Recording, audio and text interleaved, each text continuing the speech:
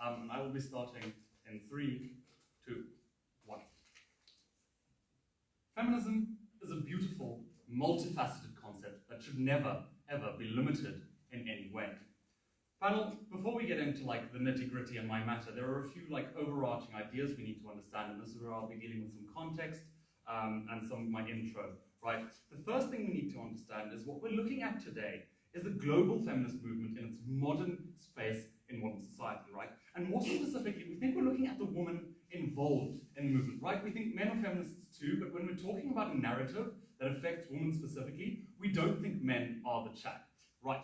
So, first of all, we need to understand the concept of feminism. What is feminism? We think it's like a movement for the empowerment of women so that we can secure an equitable space in society for women, right? We think that, second of all, it exists in conjunction and in connection to other social movements. We think this is like trans rights. We think this is racism. We think this is like poverty, right? We think that like feminism is like inherently connected to other ideals. Okay, the second thing we need to understand is this like narrative of empathy and being more caring, especially like when we're talking about the woman specifically. And this is something I will be dealing with in my matter. Third of all, this the like effect of the narrative on the feminist movement itself, right? The feminist movement as an entity. And this is something my Deputy Prime Minister will be dealing with, along with rebuttal and a few other ideas, right? Okay, we think that a woman, right, as such, is any person who identifies as such, right? A woman is anyone who identifies as a woman. Cool. And so we think that this this like narrative around woman being more like empathetic and like caring is used to differentiate women from men, and thus to justify some like superiority in the like feminist movement of women above men, which we think is like an interesting concept. We're not like, I'm not going to deal with that in my speech. Cool. So our burden of proof today, right, is that our burden of proof is to prove to you that the like narrative of being more empathetic and caring as a woman flies in the face of all feminist principles, right? On the first case, we're going to show you that it like defies feminist principles on the like idea of inclusion, right, and moving within like other sections of and like intersectionality of like feminist of like social movements. And the second reason we tell you is that it like affects the idea of equity and equality and flies in the face of like of achieving like feminist movements like ideals and achieving what the feminist movement sets out to do.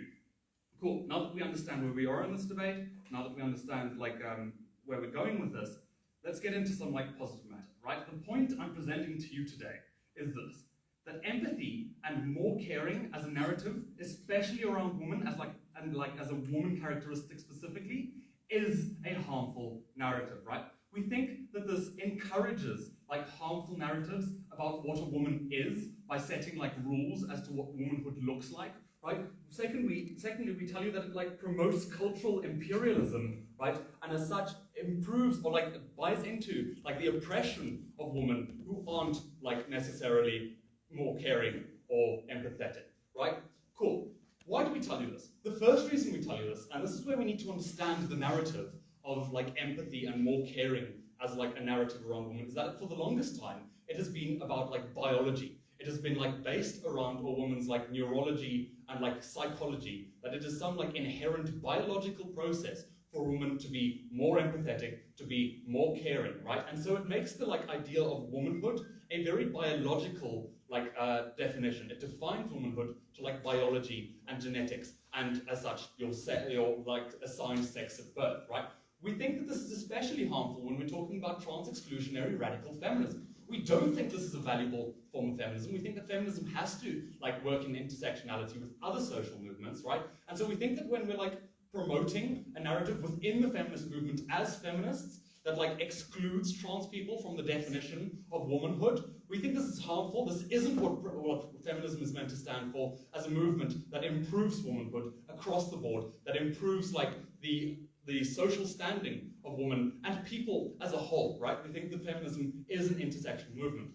Right, beyond this, on the same idea, right, we think that socialization also buys into this. We think that when women are socialized and like raised to be more empathetic and caring, as so often happens in like conservative families, right, we think that for those people who aren't necessarily raised as women, who aren't raised as girls, right, like trans people people so often are before they transition, before they're I start to identify with their real identity, right? When they haven't been socialized to be more caring and empathetic, and they then like transition to womanhood, this like gap is so much more clear, and this like the like difficulty for like a trans woman to then like transition and like find her place within like womanhood and woman's society becomes so much more disparative, right? We think that when they then have to, first of all, justify their like socialization and justify the fact that they aren't empathetic and more caring because of like some social movement, it's harmful to the like trans woman. It's psychologically harmful to have to like justify your existence as a woman, right? We don't think that that's something a feminist should ever stand for. We don't think we should be making the lives of women, whether they're trans or not, harder in the movement, in the struggle to improve the quality of life for all women, right? The third reason we tell you this is because it flies A, in the face of the picture of a modern woman, and secondly, it's a cultural imperialist ideal, right? We think that this narrative around like women being more empathetic and caring has largely been propagated by like Western colonialism, right? We don't think that every single culture in the world is going to say that like women are more like caring and more empathetic, right? We think that there are like cultures that don't buy into this, right? We think that cultures with like matriarchies believe that men have just as much a role in like empathy and caring for the children, for example, right? It's time. And like, so we don't think that motherhood is like the ideal. We think that, again, we think here that this idea of like empathy and more caring buys into this ideal of a woman as a mother, and that is the role of a mother, and that a mother like belongs in the kitchen, or like a woman belongs in the kitchen, being empathetic and caring, and like looking after the children, and not working, right? Because that's not what we think like empathy and more caring is generally classed to be. Sure, those are like useful narratives in a workplace, but we think that when the like existing narrative is already that women like don't, that like women as like empathetic and caring is specifically classes them as mothers and like denies them certain places in society, that's when we regret a narrative. That's when we don't support a narrative, and that's especially when it flies in the face of the feminist movement and the movement as a whole and harms the people in the movement and counteracts it. Thank you.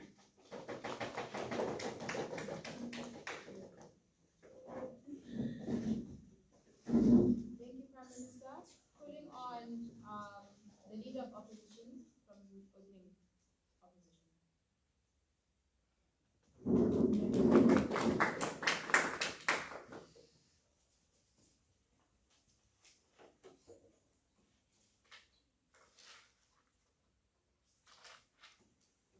My name is Anouk, Klijnstra, and my pronouns are she, her, and I'll be starting my speech in 3, 2, 1.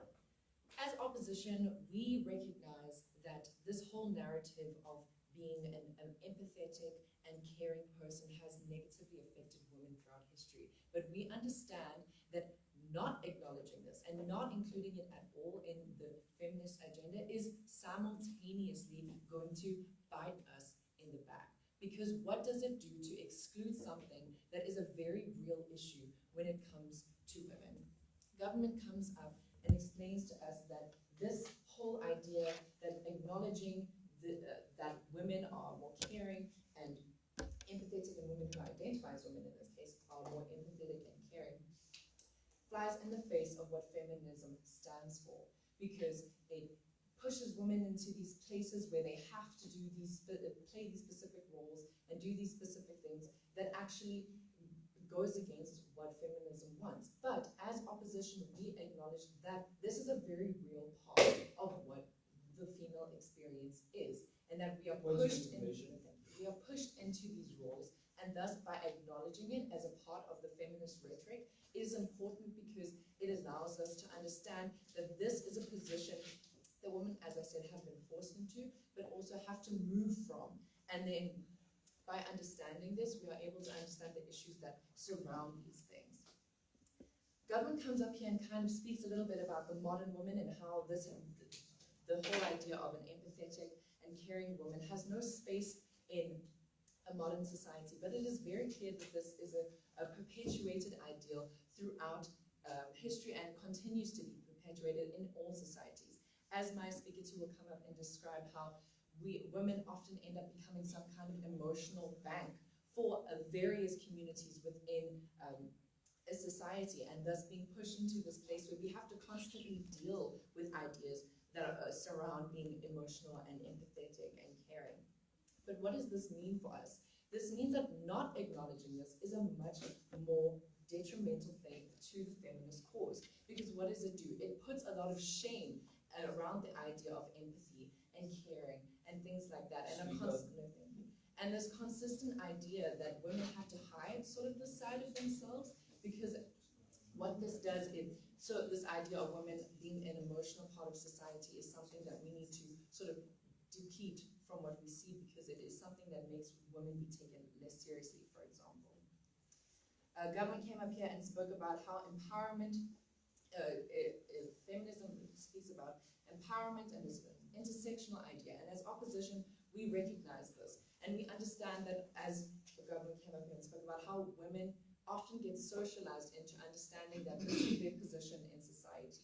And we feel that just excluding that part of that rhetoric from the feminist agenda excludes a lot of women that need to be protected by the specific narrative that gets pushed onto them as well.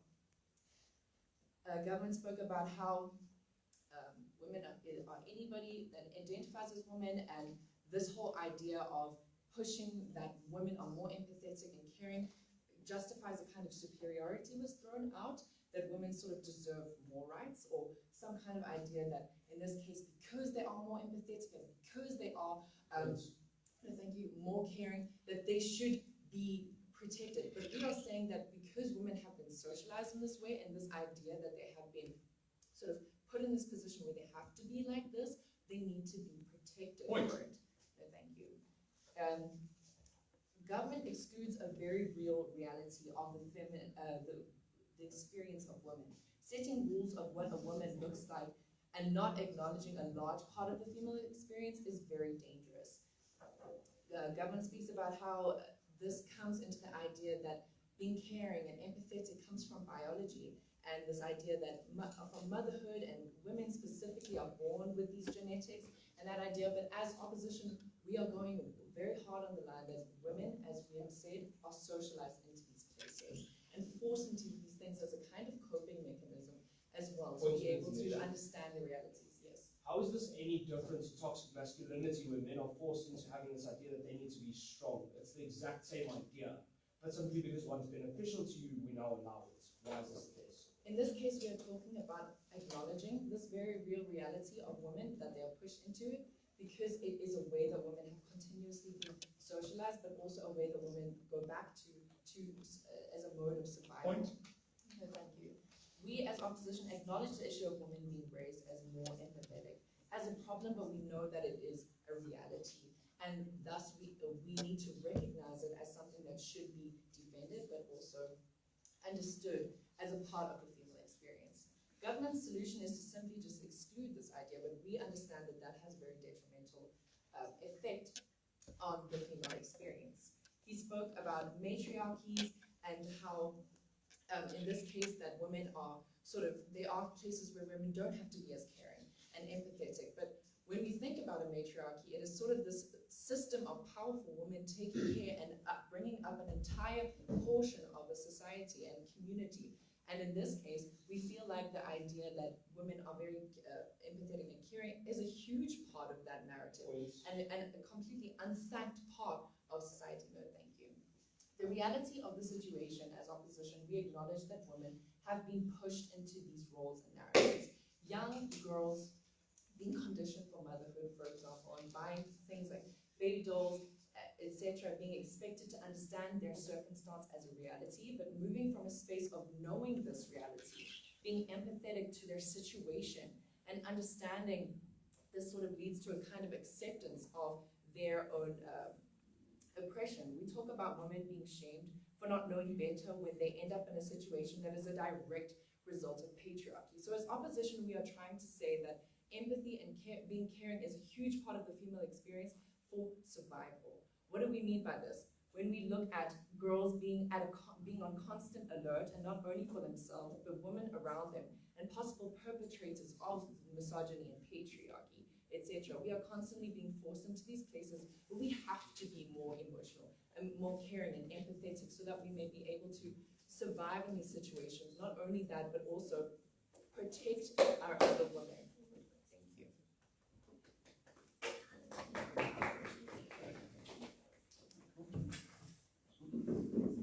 Thank you, Leader of Opposition. I'll now be putting upon the Deputy Prime Minister from opening session.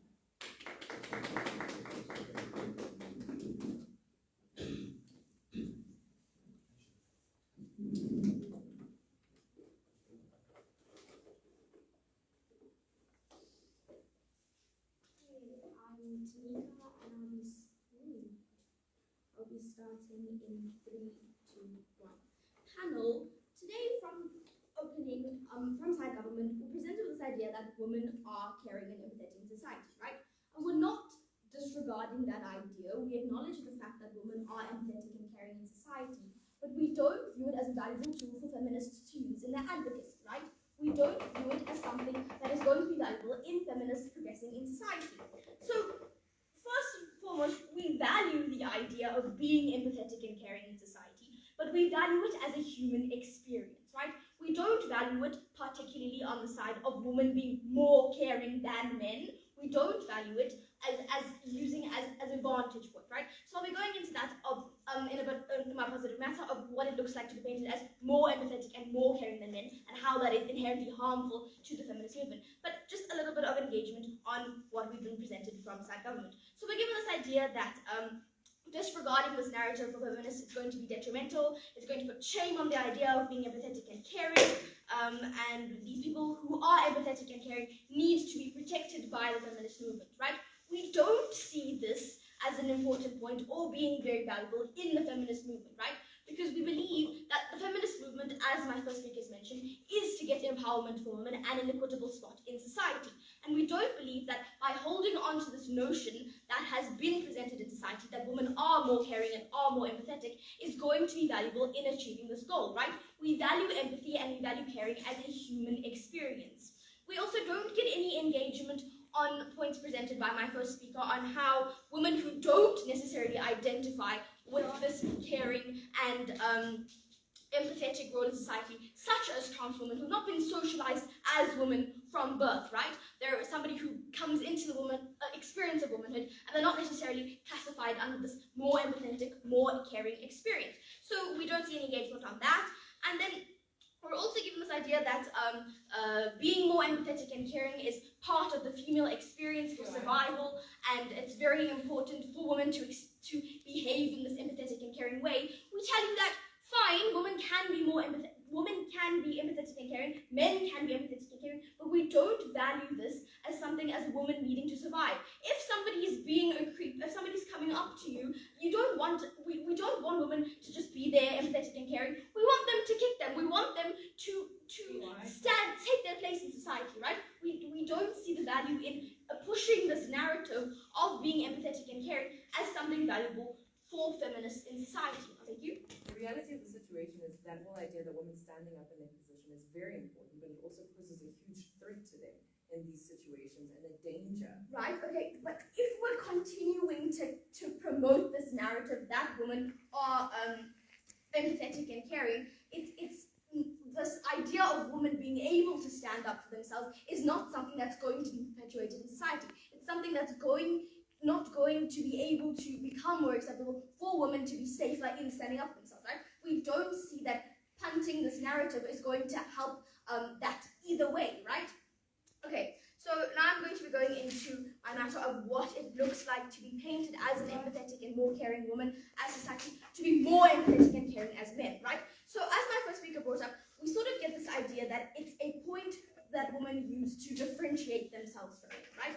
We don't see that as being valuable in the aims of feminists in society. So whether that be that women are trying to define themselves as sort of more superior and that they're able to care more and able to be more empathetic, or that we feel that it feeds into placing women in certain roles in society, right? We feel that it feeds into placing women in these roles where they're better at caring, where they're better at understanding, where they're better at doing things that men aren't necessarily doing. But we don't value that in our society as feminists, because we believe that that, again, should be a human experience. It should be something that both men and women are able to do. believe that both men and women should be viewed as being able to care, as being able to go into these roles that require these skills in society. We also, so we don't see it as being valuable towards this equitable sort of empowerment that we want to see for women. Then I'm going to go on about what it looks like to be a woman in modern society, right? As my first speaker said, we've got this idea of trans women who identify as women, who are obviously part of our feminist movement. We've got the idea of people who aren't necessarily socialized as being more caring and more empathetic in society. And we feel that using this narrative of women being more caring and empathetic in society is then it then excludes these women from the feminist movement, right? It's not something they're able to identify as. So we're not seeing the value in using it as an advocacy for feminists. So we don't believe that it's something that should be a defining characteristic of womanhood. We believe it's something that everybody should experience. So we really don't see the value in holding this ideal that has been presented in society, that women have been socialized as more caring and more empathetic, is in any way helpful to progressing as a feminist society. So, right. So what have I brought you today? I brought you the concept. I'll take it with your eyes. Okay. I brought you the concept that it's incredibly harmful to be painted as more empathetic and more caring than men, because it's a point of differentiation that we don't see valuable to the feminist movement and progressive in society. We've told you what it looks like to be a woman in modern society, where we're not necessarily subscribing to the socialization and these ideas that we've been presented with, and most importantly, that we don't see empathy and caring needing to be a defining characteristic of womanhood, needing to be something that is exclusive to women, that is a defining in using as female advocacy, right? We need it to be a human experience. We need it to be something that is across the board, that's not used as a point of women being different and women being better. So yeah, we really don't see the value in using this to get women what we want as a feminist in society, right? And we feel that the case we've been presented with by government of having to protect these women and further continue the socialization and this idea is something that is particularly harmful to the feminist movement and is particularly harmful to any progression we're going to see in society.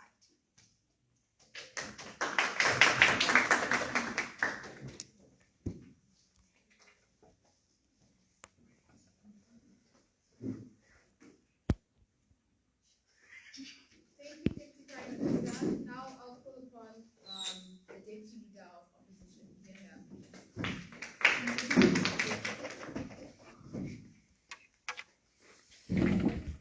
Hi, morning everybody. If you would like to use my pronouns, they're she, her, and Hannah, by the way, but I'm no pressure to use my pronouns if you want to. I'm going to start my speech in 3, 2, 1. Okay, cool. So I want to start with a little bit of rebuttal, and then I'll get into some more positive matter. So, Novice Thinika came up here and started talking how we want everyone to be empathetic.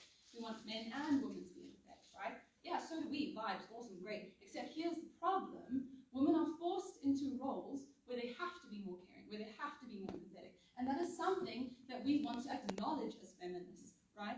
They come up here and they say it differentiates men and women.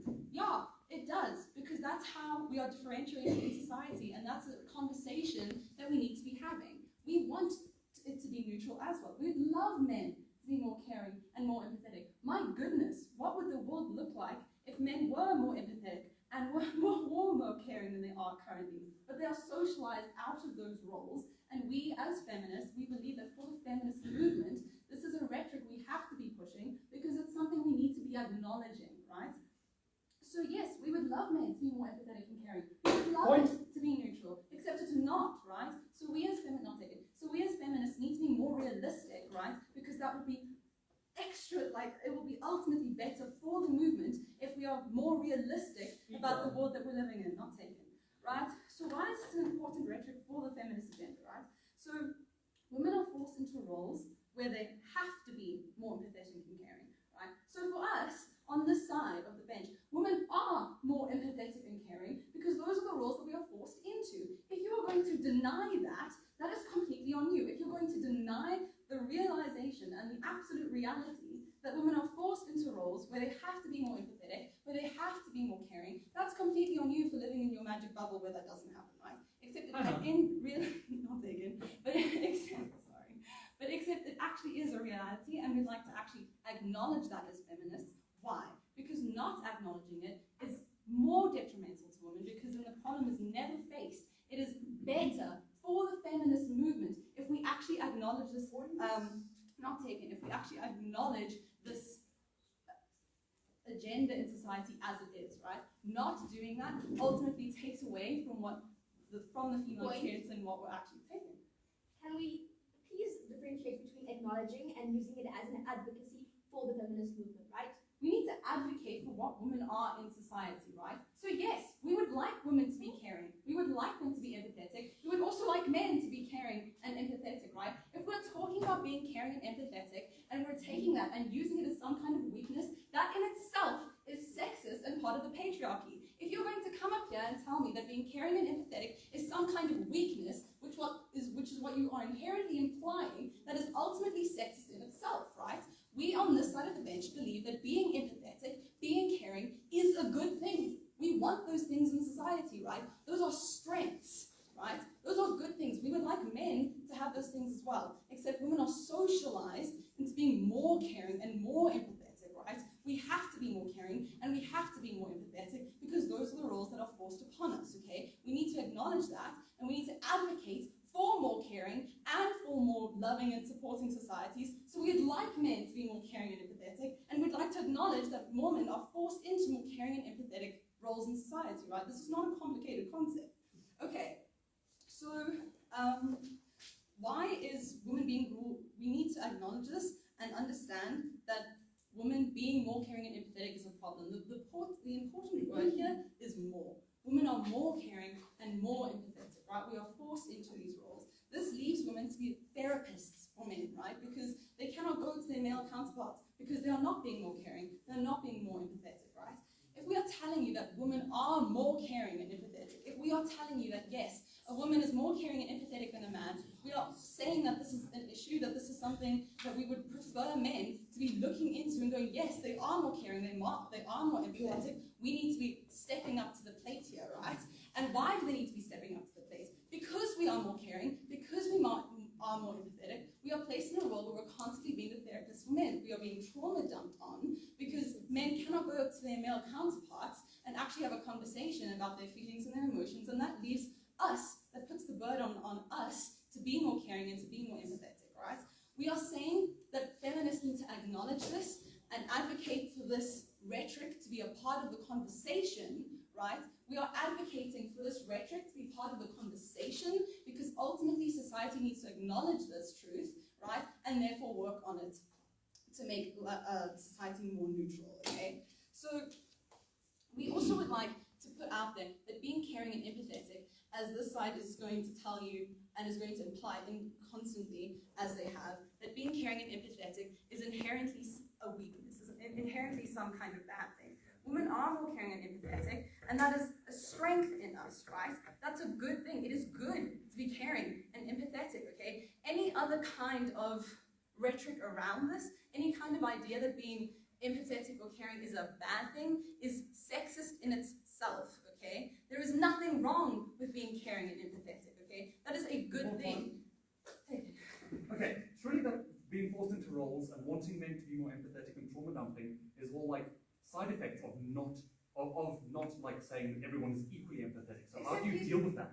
People aren't equally empathetic. That is something you're going to have to acknowledge because you are not socialized into roles that make you empathetic or caring, right? As a man, as a woman, I am. You cannot deny that, right?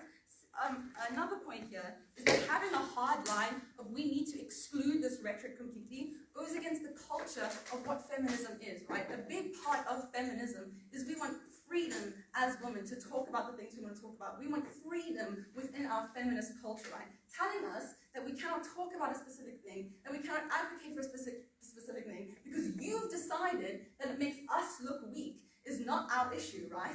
The fact of the matter is, if you're going to exclude a type of conversation from what we are talking about, what you're ultimately doing is is telling us what to do. You're controlling our narrative, which is going against what feminism is as a culture, as what it is as a movement. Telling us what we can and cannot talk about inherently goes against what feminists are asking for in general, right? We are asking for more freedom as women so that we can be equal, so we can be neutralized, right? You saying that we cannot talk about this because you don't like the way it sounds as someone else in society because it makes guys feel kind of bad, not our problem, right?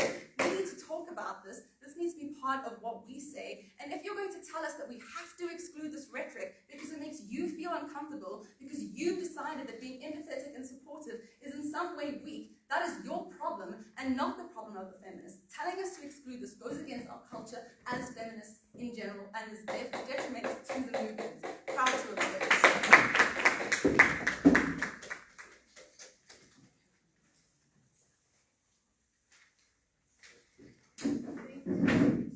Leader of opposition. Now we're going to our closing half of our debate, introducing member of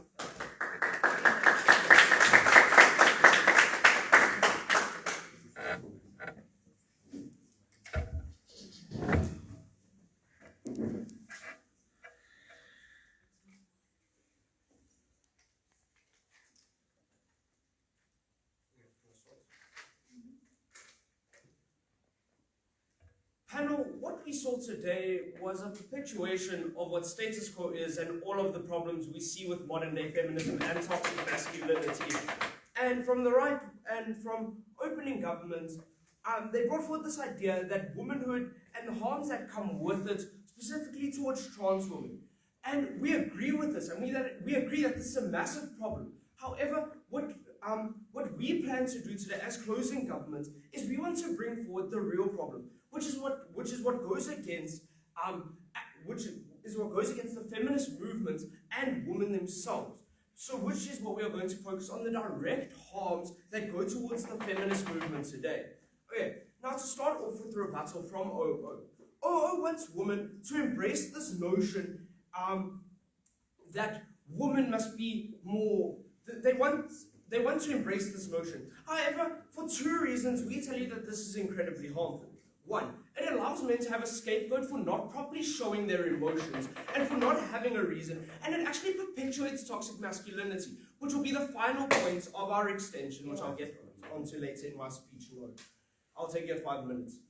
And now two, secondly, this is a pseudoscience that has been brought forward.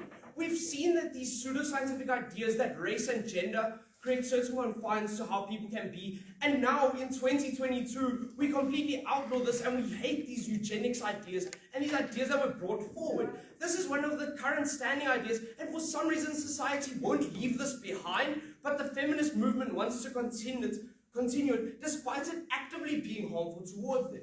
Secondly, OO does not do the work to explain why women actually want these things said about them. They never do the work explaining why women want to have these preconceptions about them being more caring and being more maternal and doing all of this. And this can actually be a harm because it can lead to women sacrificing themselves, sacrificing their careers, and doing all of these things simply because society has forced them into it. We don't believe that it is a valid excuse for them to come up here and tell us that we want this because society has perpetuated it onto women.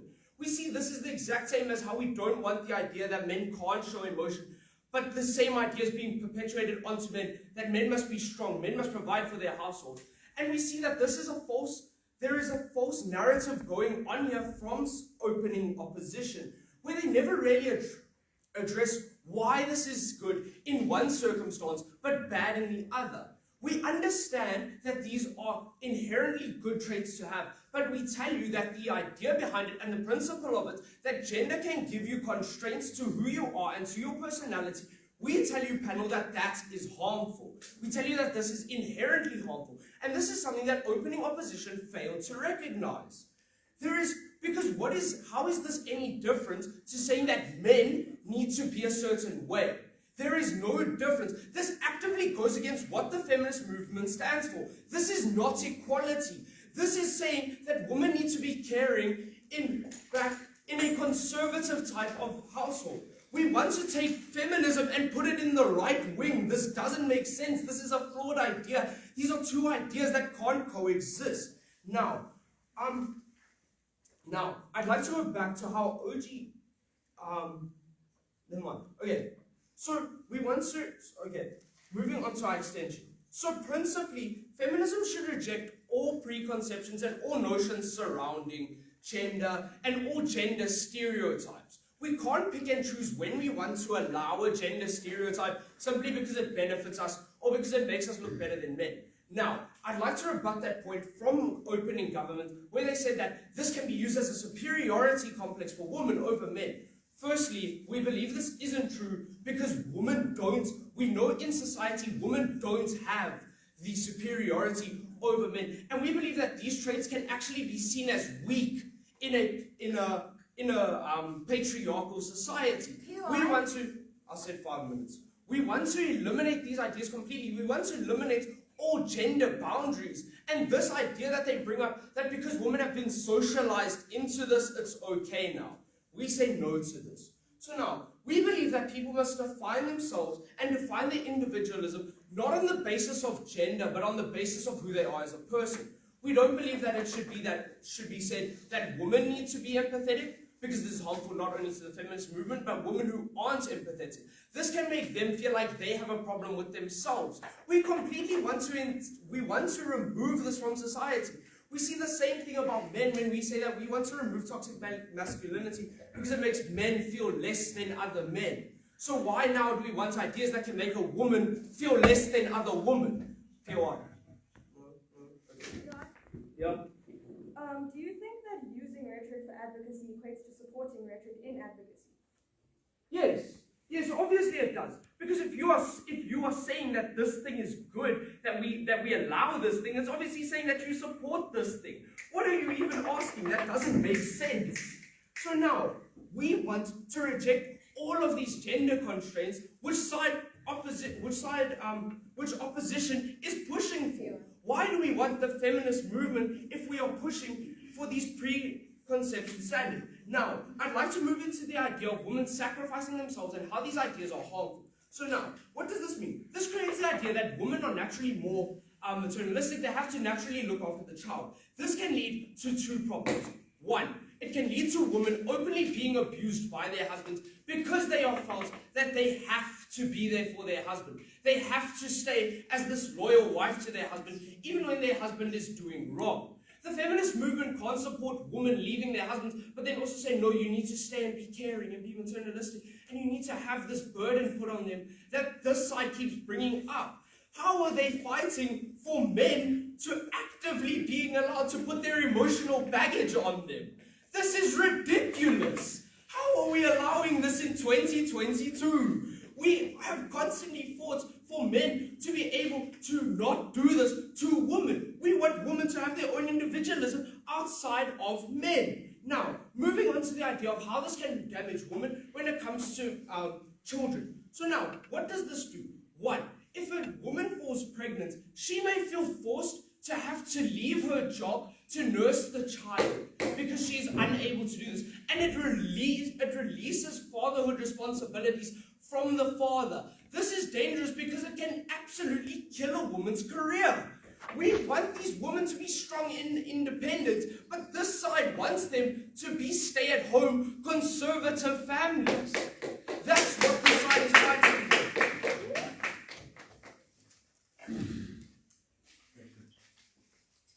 Thank you to the member of government. Now we're going on to the side of opposition. Introducing the member of opposition. Yeah.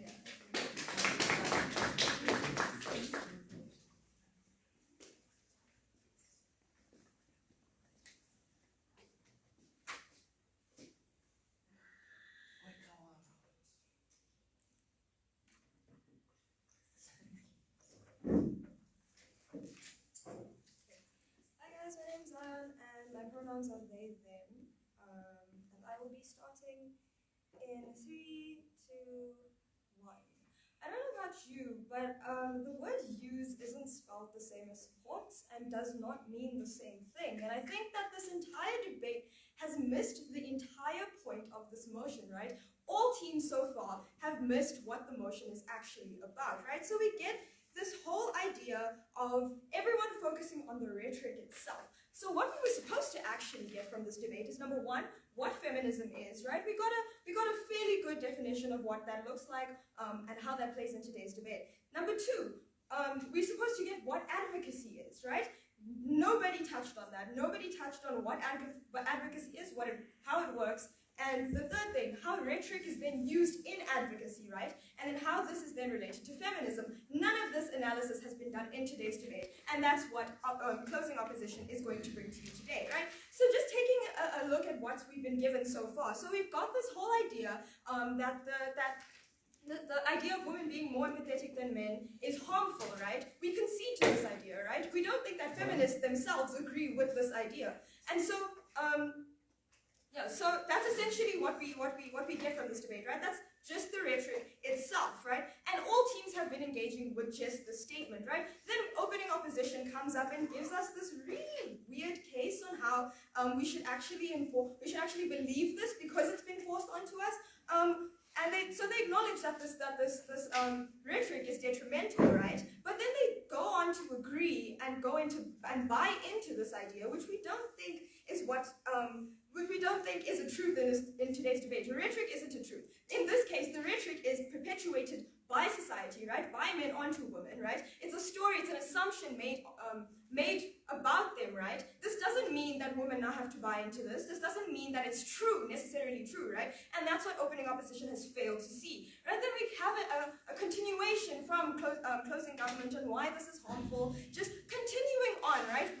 Focusing on this rhetoric. What we're here to tell you, what we're here to do and take a step further is actually to give you some analysis on how advocacy and movements actually work, right? And secondly, why feminism is actually the best movement to use for this rhetoric, for the specific rhetoric as well, right? So firstly, let's look at the nature of advocacy and movements. In order to advocate for something fully, you have to understand the assumptions, the assertions, and basically the rhetoric surrounding those problems, right? Why those are harmful and what we can do about this. So basically, due to the nature of advocacy, three things need to happen, right? You need to identify the rhetoric, you need to identify what the story is, right? Secondly, you need to dissect it. Is it true? Is it false, right?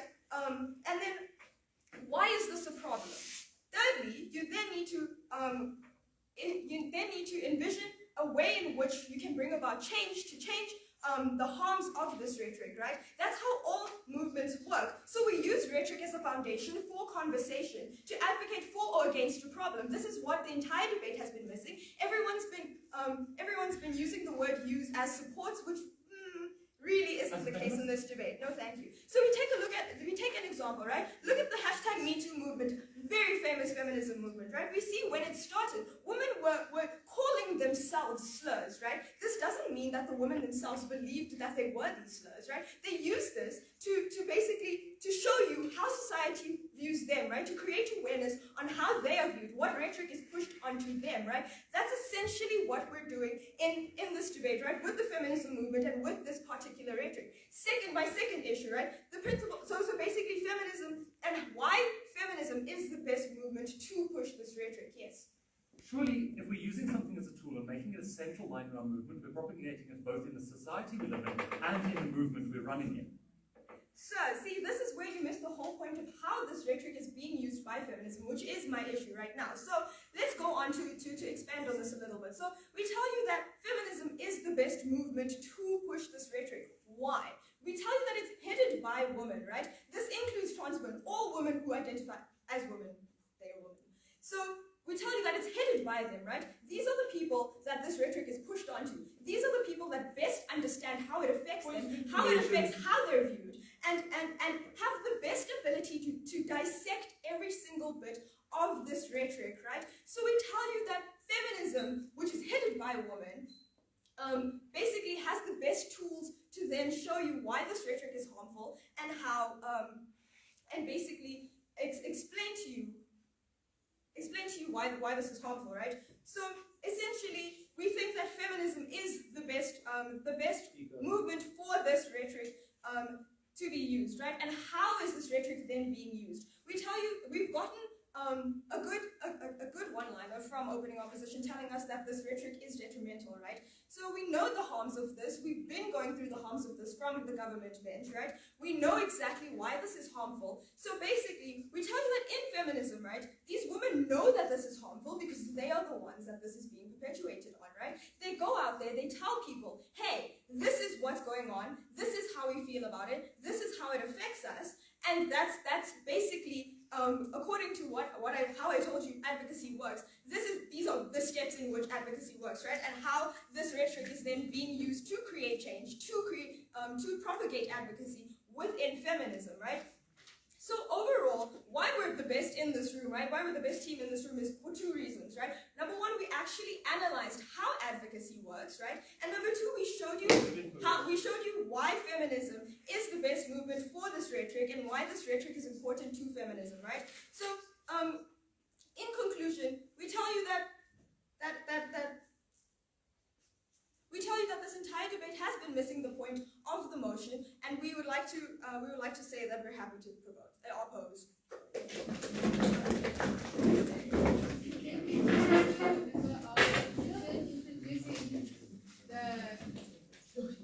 The government.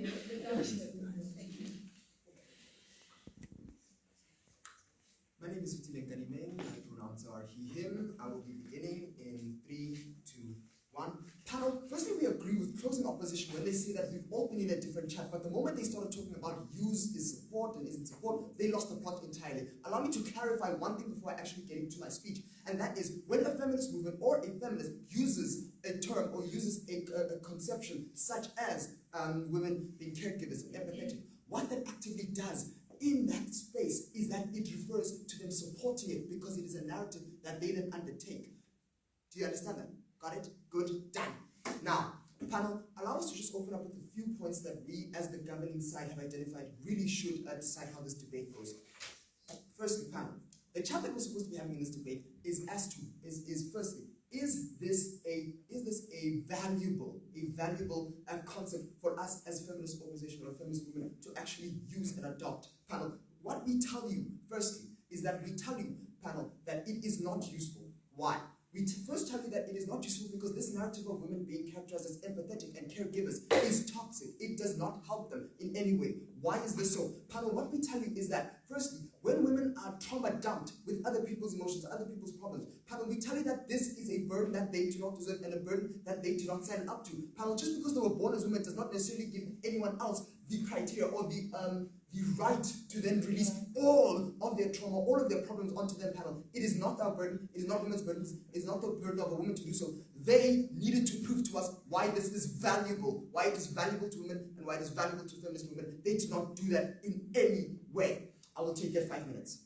Secondly, panel, what we have to prove to you, is how the value and how this concept as in totality is not valuable whatsoever to the feminist movement. Panel, firstly, what we tell you is that the feminist movement exists to promote women, panel, to create the upward mobility of women, not just in social spaces, but in the workspace as well. Panel, we tell you that this concept is detrimental to women in the workspace professionally. Panel, my member wanted to get to it, but panel, I'm going to get to it now. Panel, what we tell you is that when women are characterized in this way, panel, what we see is that the conception of women in the workspace is not one of a person that you can delegate with specifically tough positions of power, which usually becomes the case, specifically tough positions of power. Panel, what we tell you is that rather what happens is that women are then characterized as people to be made caregivers. Panel, we see that this is the general conception that is created out of this is the general narrative that is created out of this perverse logic, this pseudoscientific theory of sorts, that women are more empathetic. Panel, we tell you that it does not bring any value towards creating the upward mobility of women. As a governing side, we wanted to illustrate this importantly now, panel, because we think that firstly, if you have a feminist movement that is promoting and that is using this type of concept, this type of rhetoric, panel, and at the same time it is trying to promote this type of upward mobility, panel, we see that these two elements are going to contradict each other, panel, and that it is not going to work to the benefit of the movement. It's early, but I think I want to take a POI. Yeah. So is the alternative that you're suggesting not acknowledging this narrative forced onto women, so that even when they are inevitably labeled like more caring, more empathetic, and used as sort of actors in these situations, they have no tools to handle these situations and sort of. Okay, that was very weird. That was very weirdly worded. Here's what we get. Firstly, we do not see any intrinsic value to it whatsoever, especially in the context of this debate, which is as a feminist. We don't see this as valuable in any way. We say that our alternative is not to use it. We do not want to use it.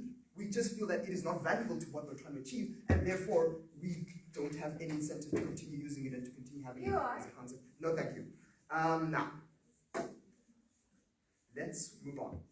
Now, what does this narrative create socially? Panel, now you heard us come and introduce to you, panel, this concept that this narrative perpetuates a sort of construct, panel, where women are there, whereby women are now being told that they are, where women are now expected to be more empathetic to situations that are negative towards them, panel. Now, why do we tell you that this is not valuable, panel? Why we tell you this is not valuable is that firstly, it creates an environment in a situation where women are forced to then to make concessions on their part on situations that are negative towards them, panel. This is not valuable to us as a feminist organization, panel. We say this because, panel, when you have a situation where like we characters, a woman has been beat by her husband, panel, and actively this narrative of her being empathetic, of her being a caregiver, of her having to sort of put this situation behind her to sort of move forward, panel, we tell you that at the point at which this becomes toxic to her, where she has to go back to the situation, panel, we tell you that it is not valuable anymore. We tell you that it is not valuable to us as a feminist organization anymore, as feminists,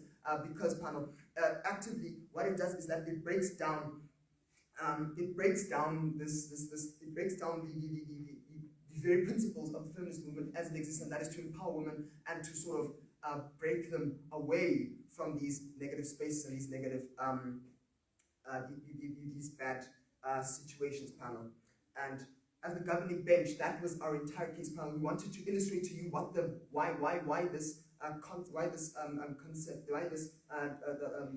wording, why this notion is not valuable in any way, panel. We did not get from the opposition bench any value to this, panel, and even if they give it to you in their whip speech, panel, it will be too late, panel, because effectively we've proven to you why it is an illegitimate tool to use, panel, and why we, more specifically as a governing bench, have proven to you the inherent harms in such a notion, in such a concept in this, panel, and it is why we as a governing bench believe that we should win this debate. Thank you. Thank you, Keshav. Now we can proceed the opposition.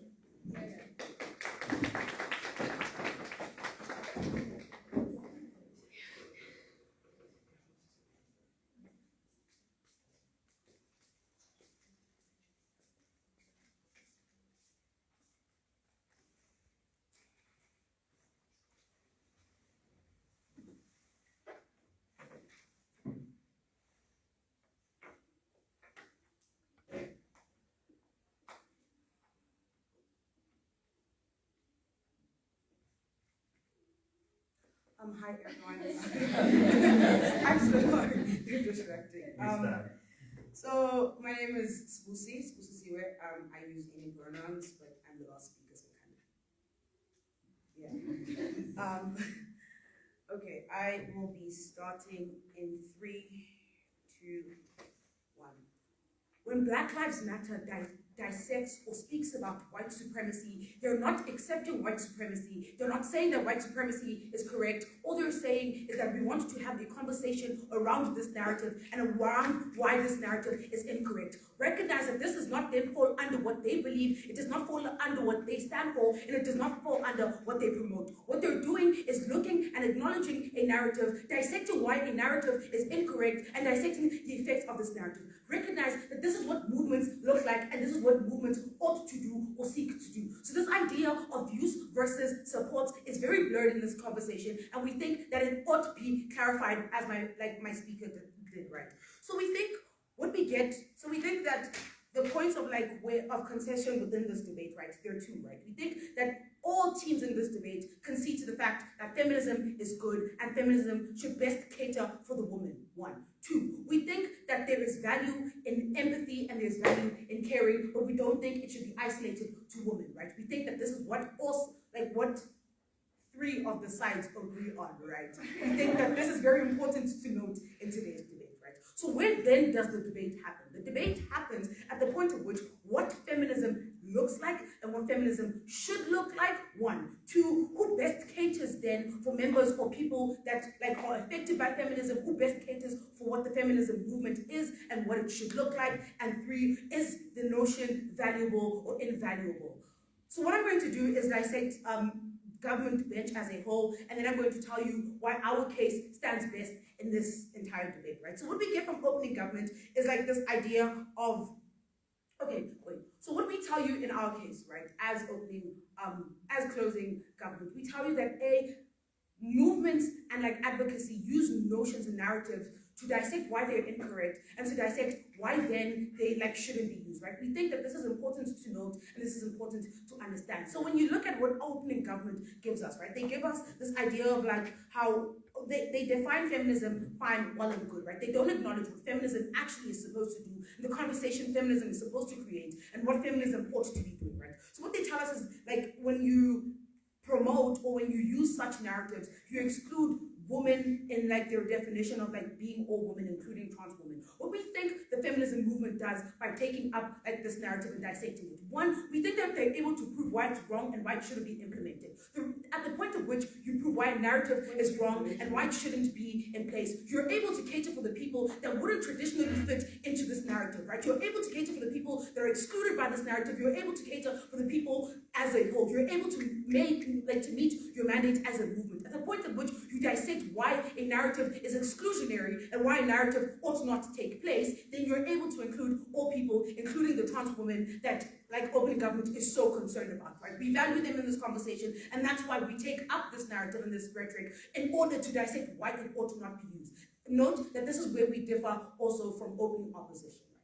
So secondly, we get this idea of how including or having this narrative is in the feminist movement is really bad. No, thank you. How it's bad, and how it creates a superiority complex. We get this idea from closing government. They tell us briefly why it's bad. We're going to dissect this. 1, we think that you have to understand that rhetorics are never rhetorics are not applied by the oppressed, but rather by the oppressor, right? So the idea that using a metric creates the superiority complex in women is incorrect. You have to recognize who implements this rhetoric on women and who supports this rhetoric and who's likely to then be implementing it. We think that this idea of saying men are going to feel less superior when what they say about women is implemented is false, right? We think that there's no grounds to this conversation, there's no grounds to this contribution into the debate, right? So we think who comes close to understanding what this debate ought to be about, right? We think closing government comes close to understanding what this debate ought to be about, right?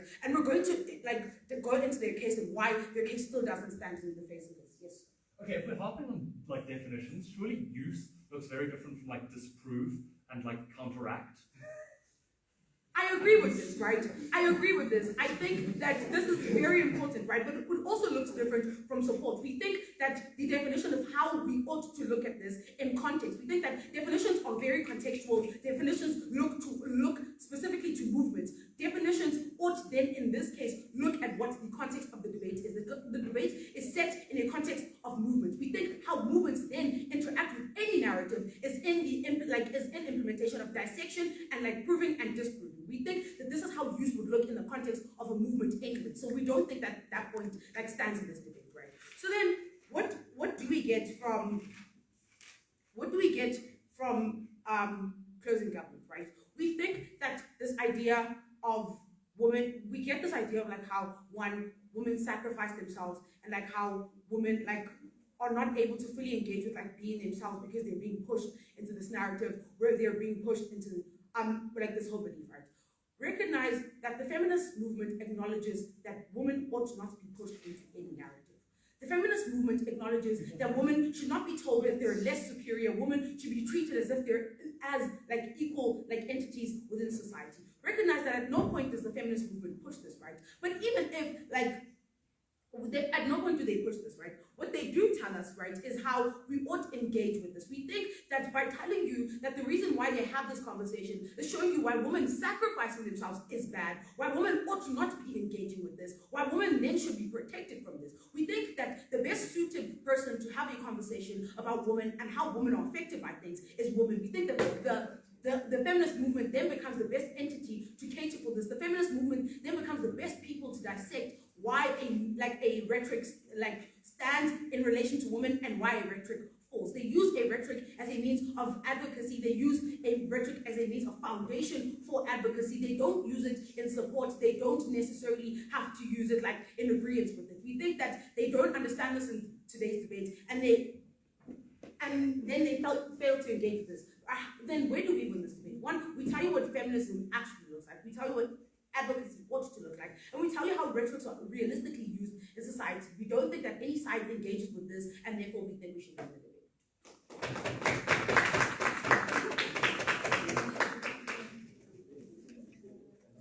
They make me feel tall. They make me feel tall.